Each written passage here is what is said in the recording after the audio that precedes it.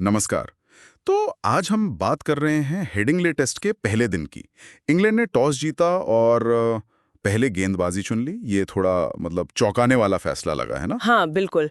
खासकर जब ये सुनने में आया कि फैसला शायद एनालिसिस पर ज़्यादा बेस्ड था, पिच की कंडीशन पर उतना नहीं। और दिन का खेल देखें तो लगा कि ये दांव शायद उल्टा पड़ गया उन पर। सही कहा। ये है भारत बनाम इंग्लैंड, पहला टेस्ट, पहला दिन, हेडिंग्ले लीड्स की बात। और जैसा आपने कहा, दिन खत्म हुआ तो स्कोरबोर्ड कुछ और ही कहानी कह रहा था। बिल्कुल, भारत 3 विकेट पर 359 रन। जबरदस्त स्कोर। आज हम इसी पर थोड़ी गहराई से बात करेंगे, जो भी जानकारी हमारे पास है उसके आधार पर। 359 पर 3, कमाल की शुरुआत है ये तो। और इसमें यशस्वी जायसवाल का बड़ा हाथ रहा। एक और शतक। हाँ, 101 रन। वो भी थोड़ी परेशानी के बाद। हाथ में क्रैम्प्स भी आए थे उन्हें। अच्छा, उसके बावजूद सेंचुरी पूरी की। हाँ, ये उनका 5वां टेस्ट शतक है और इंग्लैंड के खिलाफ तीसरा। दिखाता है कि कितना जुझारू खिलाड़ी है। कमाल है। लेकिन दिन के हीरो शायद कप्तान शुभमन गिल रहे। नाबाद 27 रन। बिल्कुल। और कप्तान के तौर पर ये उनका पहला टेस्ट शतक है, वो भी इंग्लैंड में। मतलब बहुत ही शानदार पारी। हाँ, कप्तानी का भार आते ही शतक लगाना, ये तो कमाल की बात है। उनके खेल में क्या अलग दिखा? देखिए, गिल की बल्लेबाजी में क्लास तो हमेशा से रही है, पर इस पारी में ना एक ठहराव दिखा, एक कंट्रोल। वो एक छोर संभाले रहे। ऐसा लगा जैसे वो लीड कर रहे थे फ्रंट से। सही। और फिर ऋषभ पंत ने भी अच्छा साथ दिया। हाँ, पंत ने आकर तेजी से रन बनाए। नाबाद 65 रन। उन्होंने दिन का अंत भारत के लिए और मजबूत कर दिया। वो अपने अंदाज में खेले, खुलकर। तो टॉप ऑर्डर ने तो काम कर दिया, लेकिन एक थोड़ी निराशा भी रही होगी साई सुदर्शन के लिए।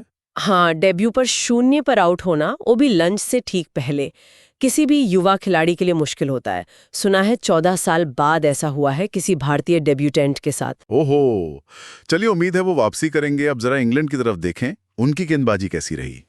देखिए, बेन स्टोक्स ने तो अच्छी कोशिश की, 2 विकेट भी निकाले उन्होंने 43 रन देकर। हाँ, वो हमेशा की तरह जान लगाते दिखे। बिल्कुल।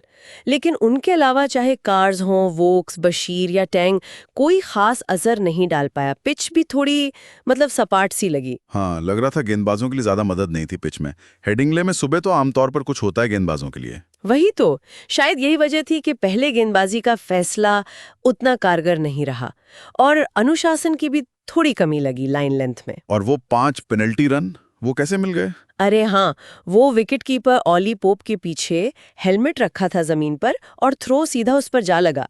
नियम के हिसाब से 5 पेनल्टी रन मिले भारत को।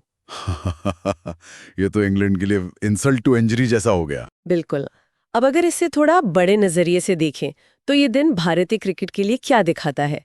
कोहली, रोहित जैसे बड़े नामों के बाद ये नई पीढ़ी की पहली बड़ी सीरीज है। हाँ, ये बहुत अहम सवाल है। देखिए, गिल और जायसवाल दोनों युवाएं हैं, दोनों ने शतक लगाया। ये दिखाता है कि भारतीय क्रिकेट का भविष्य तैयार है जिम्मेदारी लेने के लिए। जैसा रॉयटर्स ने भी कहा, ये एक मजबूत बयान है। सही कहा। ये सिर्फ रन नहीं है, ये आत्मविश्वास है जो अगली पीढ़ी दिखा रही है। और इंग्लैंड का वो फैसला पहले गेंदबाजी का, कई एक्सपर्ट्स ने सवाल उठाए हैं। हाँ, माइकल वॉन, माइक आर्थरटन सब ने कहा कि ये शायद रणनीतिक चूक थी। हेडिंग्ले का इतिहास देखते हुए भी ये फैसला काम नहीं आया इस बार। पिच को शायद सही पढ़ा नहीं उन्होंने। तो ये 5 मैचों की WTC सीरीज की शुरुआत तो भारत ने बहुत दमदार की है। हाँ, नए कप्तान, नए कोच के अंडर ये पहली बड़ी सीरीज है। बिल्कुल। इस तरह की शुरुआत से पूरी टीम का मनोबल बढ़ता है और ये सीरीज के लिए टोन सेट करता है। तो संक्षेप में करें तो पहला दिन पूरी तरह भारत के नाम रहा। 359 पर 3, 2 शतक। इंग्लैंड बैकफुट पर। हाँ, नियंत्रण पूरी तरह से भारत के पास है। कह सकते हैं कि ड्राइविंग सीट पर है वो। लेकिन क्रिकेट में कुछ भी हो सकता है। दूसरे दिन का क्या अनुमान है? देखिए, अगर कल बादल छाए रहते हैं जैसा कि पूर्वानुमान है, तो शायद तेज गेंदबाजों को थोड़ी मदद मिले, तब बल्लेबाजी थोड़ी मुश्किल हो सकती है। लेकिन फिलहाल तो भारत बहुत मजबूत स्थिति में है। बिल्कुल। तो चलिए एक सवाल के साथ आज की बातचीत खत्म करते हैं। ये जो नए नेतृत्व में युवा खिलाड़ियों ने शुरुआती दबदबा बनाया है, क्या यह सिर्फ इस मैच की कहानी है या ये भारतीय क्रिकेट के एक नए दौर का संकेत है? इस पर नजर रहेगी। हाँ, ये देखना वाकई दिलचस्प होगा।